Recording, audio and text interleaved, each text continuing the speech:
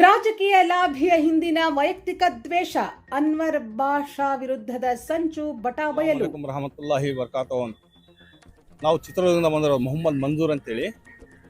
ಈ ವಕ್ಫ್ ಬೋರ್ಡ್ ಹತ್ರ ಬಂದಿರೋ ಕಾರಣ ಏನಂತಂದರೆ, ನಮ್ಮ ಕಾಂಗ್ರೆಸ್ನಲ್ಲಿರತಕ್ಕಂಥ ರಾಜಕೀಯ ವ್ಯಕ್ತಿಗಳು ದಯಮಾಡಿ ವಕ್ಫ್ ಬೋರ್ಡ್ ಬಗ್ಗೆ ಒಂದು ಸ್ವಲ್ಪ ಗಮನ ಹರಿಸ್ಬೇಕು. ಇಲ್ಲಿ ಏನಾಗ್ಬಿಟ್ಟಿದೆ ಅಂತಂದರೆ, ಇಲ್ಲಿ ಚೇರ್ಮನ್ ಆಗಿರೋರು ನಮ್ಮ ವರ್ಲ್ಡಿನ ಪ್ರಪಂಚದಲ್ಲಿ 3 ದೊಡ್ಡ ಒಂದು ಆಸ್ಥಾನಗಳಿದ್ದಾವೆ. ಅದರಲ್ಲಿ ಫಸ್ಟ್ ಬಂದು ಬಗ್ದಾದ್ ಶರೀಫ್ ಅಂತೇಳಿ, ಎರಡನೇದು ಬಂದು ಅಜ್ಮೀರ್ ಶರೀಫ್, ಮೂರನೇದು ಬಂದು ಗುಲ್ಬರ್ಗಾ ಶರೀಫ್. ದಖನ್ ಶಹಿನ್ಶಾ ಅಂತ ಹೇಳ್ತೀವಿ ನಾವು ಅವರಿಗೆ.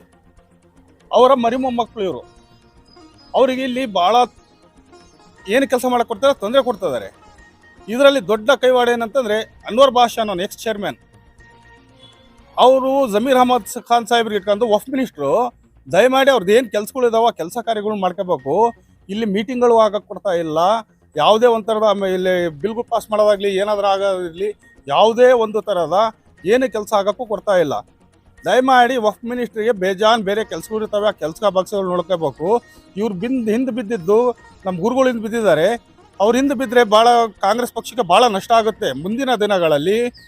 ಇದನ್ನು ಯಾರಾದರೂ ನಾವು ಪೀರ್ ಭಾಯಿಗಳು ಅಂತ ಹೇಳ್ತೀವಿ, ಅಲ್ಲಿಗೆ ನಡ್ಕೊಂಡಂಥವ್ರು ಗುಲ್ಬರ್ಗಾ ಶರೀಫಿಗಾಗಲಿ ಅಜ್ಮೀರ್ ಶರೀಫಿಗೆ ನಡ್ಕೊಂಡಂಥ ನಮ್ಮ ಮುಸ್ಲಿಂ ಜನಾಂಗದ ಜನತೆ ಎಲ್ಲಾದರೂ ಹೊರಗೆ ದಂಗೆ ಇದ್ದರೆ ಮುಂದಿನ ದಿನಮಾನಗಳಲ್ಲಿ ಕಾಂಗ್ರೆಸ್ ಪಕ್ಷಕ್ಕೆ ಭಾಳ ದೊಡ್ಡ ಪೆಟ್ಟು ಬೀಳುತ್ತೆ.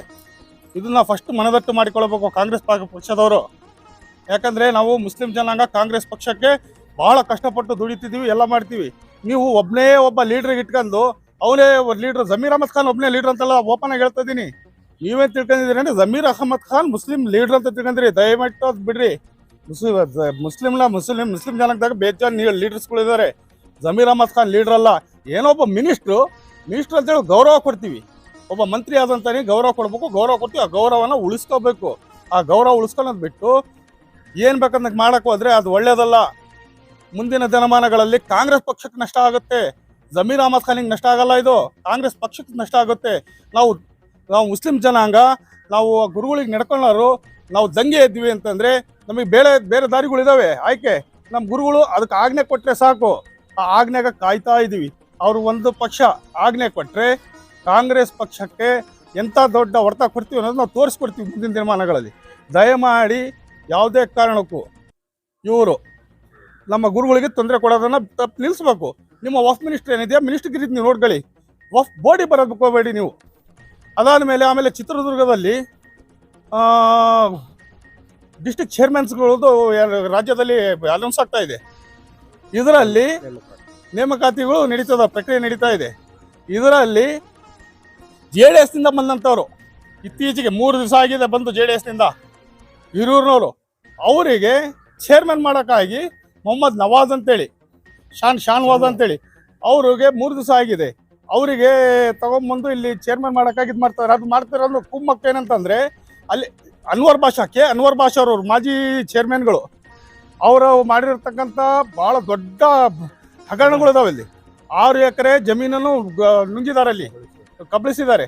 ಸರ್ವೆ ನಂಬರ್ 11ರಲ್ಲಿ 6 ಎಕರೆ ಜಮೀನಿರೋದು ಕಬ್ರಸ್ತಾನಿಗೆ ಸರ್ಕಾರ ಕೊಟ್ಟಿರೋ ಮಂಜೂರಾತಿ ಮಾಡಿರೋಂಥ ಜಾಗವನ್ನು ಅನ್ವರ್ ಬಾಷಾ ಅವರು ಅದನ್ನು ಕಬಳಿಸಿದ್ದಾರೆ.